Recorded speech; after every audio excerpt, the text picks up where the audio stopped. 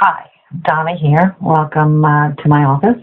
I'd take you on a tour, but I don't think we have time, and it's probably better we get down to business. So, as a writer, we know that our written word can appear in many different forms. It can be poetry, it can be a play, and what I'd like to do is discuss 5 forms of academic writing. And so to get started, I'd like to talk about the first one, which is the monograph. And the monograph is a single piece of academic work that deals with a single subject or a single research question. The audience for this type of writing is either practitioners in the field, currently working in the field, or researchers like myself. And an example of this type of writing is what we're all hoping to complete sometime in the near future, and that would be our doctoral dissertation. The second type of writing that I'm going to discuss with you is something that we're also, as doctoral students, very familiar with, and that is the journal article. And the journal article is nonfiction, single subject, self-contained. It is published either in print or in electronic format. It is reviewed by an editorial board, and it adheres to academic standards. And the rigor of this review process indicates the level of the journal with which it is published in. So that being said, there are 3 levels. There is Tier 1, Tier 2, and Tier 3. And for my other special educators out there, no, we're not talking about RTI, we're talking about publications. So, to go into a little bit more detail regarding these tiers and the differentiation between them, a Tier 1 publication has a 5 to 15% acceptance rate of all articles submitted for publication. A Tier 2 journal has a 22 to 33% acceptance rate of articles submitted for publication. And a Tier 3 has 50%. And as Dr. Ortley so nicely put on his PowerPoint presentation, anything over 50% is simply fun and games. So that differentiates the 3 tiers. To get back to our writing formats, the third format that I wanted to discuss is something called working papers. Now, in my generation, working papers were that little document that you got when you were 15 years old that allowed you to work at McDonald's. But no, not in the writing world.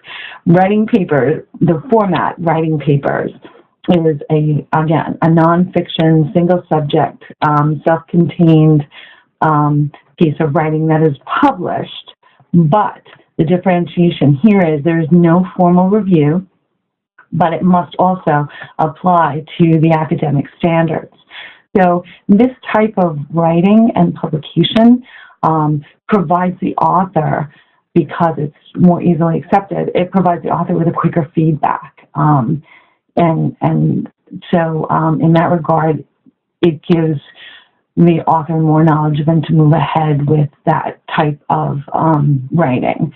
The next type of writing that I wanted to talk about is something called conference papers. Now, this type of writing is nonfiction, it's self-contained, it presents a research that has not yet been published, and that's the differentiation here.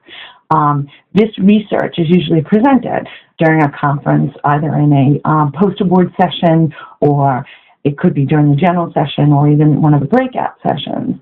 And it has not been published yet, but after the conference, quite often it is published as part of the conference proceedings. And the last type of writing that I wish to address is something called consulted papers. And in my prior career, I had a lot of interaction with this. I worked in an IT department, and we created a computer system. And during the creation, we were required to write what was called tech papers, which basically described the standards and procedures that we were using and we were hoping to replicate through this new software that we were building. The second within this consultation papers that I'm also very familiar with is manuals. And we wrote, in my prior profession, we wrote manuals. Once we finished the software and in the process of training the people who were going to use it, we wrote manuals which were step-by-step directions on how to work through this new software to provide the outcomes that the user was looking for. So those are the 5 types of writing.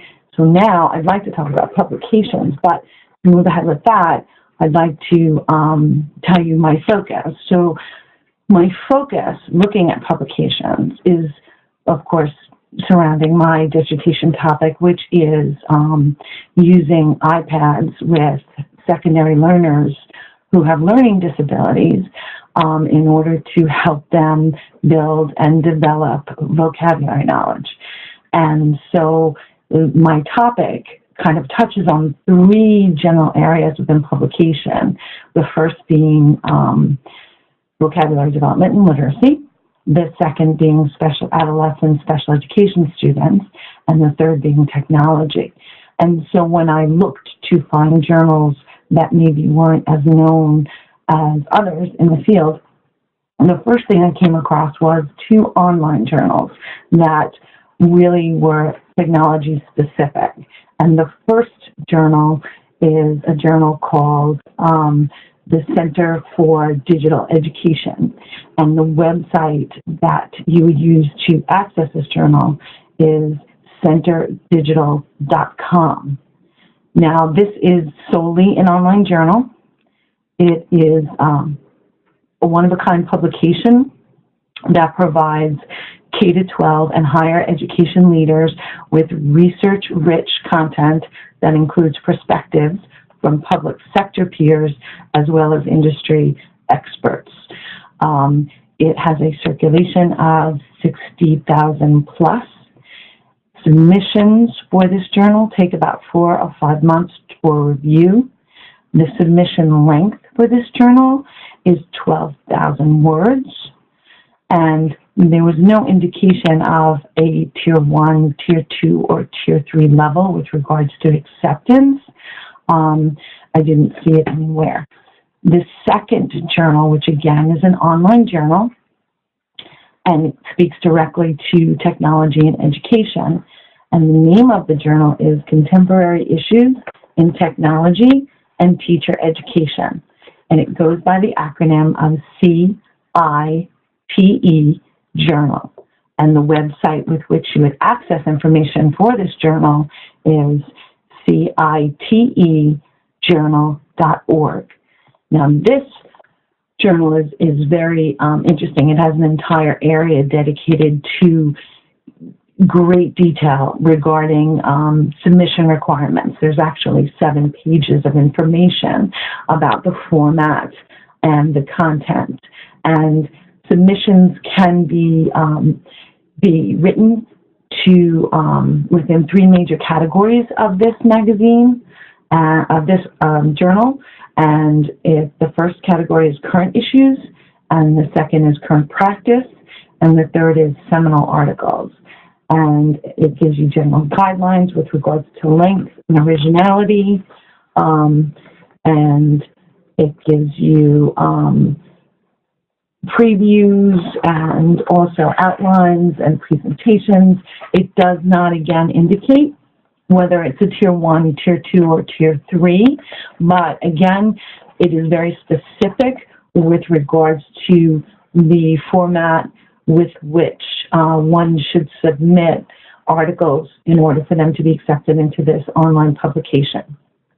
The next 2 articles are from ISTE, which is our technology standards, and the first one is entitled The Journal of Research on Technology and Education, and this journal has a 17% acceptance rate, so I guess it falls between Tier 1 and Tier 2, leaning more towards Tier 2.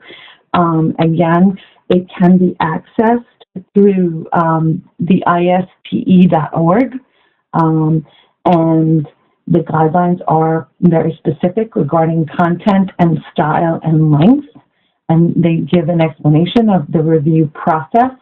And the acronym for this journal is JRTE.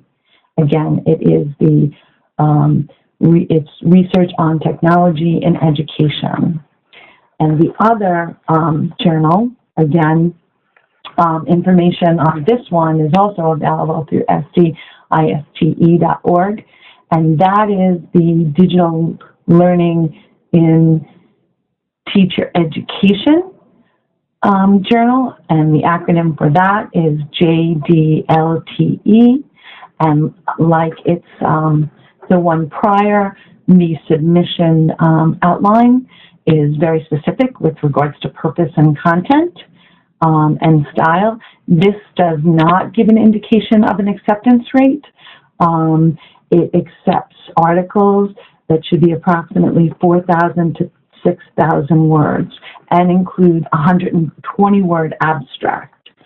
So again, these two journals can be found both in print and in online format, and information regarding them can be found through ISTE.org. Now, the next journal that I looked at, because as I had spoke earlier, my dissertation topic crosses not only technology, but special education, as well as literacy. And so this next journal, which is the Journal of Special Education Technology, speaks to 2 out of the 3 categories with which I'm researching for my dissertation. And this journal is a professional journal that presents up-to-date information and opinions about issues, research, policy, practice related to the use of technology in the field of education. Now, this journal is a division of the CEC, which is the Council for Exceptional Children, which is one of the major organizations that we as special educators look to for information regarding practice in our field. And it is a Tier 2 journal. It has a 22% exception rate. And information regarding this journal can be accessed through TAMCEC.org. And again, the name of the journal is the Journal of Special Education Technology. And the last journal that I want to speak about is more popular, so it's not one that wouldn't necessarily not be known to my fellow classmates, but just important to note because technology is so cool, and again, it's something that I think needs to roll more into the everyday classroom. Anyway, the International Journal of Special Education, which provides a plethora of information for special educators, is now totally online, and it can be accessed all the previous years. It's totally online as of 2002. All issues are available online, and this can be done without any kind of a membership. And it's all these issues can be found through the following website, the International Journal of Special Education.com. So that is the end of my talk. I hope you enjoyed your couple of minutes with me. I enjoyed talking with you, and I will see everybody hopefully soon. Have a good night.